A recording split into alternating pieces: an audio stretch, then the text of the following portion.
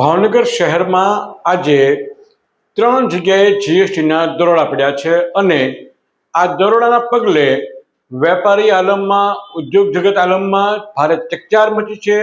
કોને ત્યાં દરોડા પડ્યા છે, શું શું મળ્યું છે, સ્ટેટ જીએસટી છે કે લોકલ જીએસટી છે, તે સહિતની બાબતો અંગે ચર્ચાઓનો સતત દોર આજે શનિવાર સવારથી જ વેગ પકડી રહ્યો છે. નમસ્કાર દર્શક મિત્રો, હું છું આપના રાજેશ જોશી. ગુજરાત છાયા ન્યૂઝ ચેનલમાં આપનું સ્વાગત છે. સમાચારની વિગતે વાત કરું તો ભાવનગર શહેરના શિશુ વિહાર વિસ્તારમાં તેમજ શિવશક્તિ હોલની સામે આવેલા એક બિલ્ડિંગમાં ગઈકાલથી આજે સવાર સુધી સ્ટેટ જીએસટીના દરોડા ચાલુ છે.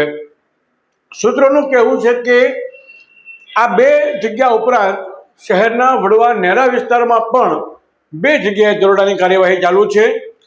આ તમામ બાબતોની ચર્ચાઓ વચ્ચે જે વિગતો મળી રહી છે તેમાં વડવા નેરા અને શિવશક્તિ હોલની સામે જે દરોડા પાડવામાં આવી રહ્યા છે અને ત્યાંથી જે વિગતો મળી રહી છે તેના પગલે શિહોરમાં પણ કેટલીક જગ્યાએ દરોડા પડે તેવી સંભાવનાઓ નકારી શકાતી નથી.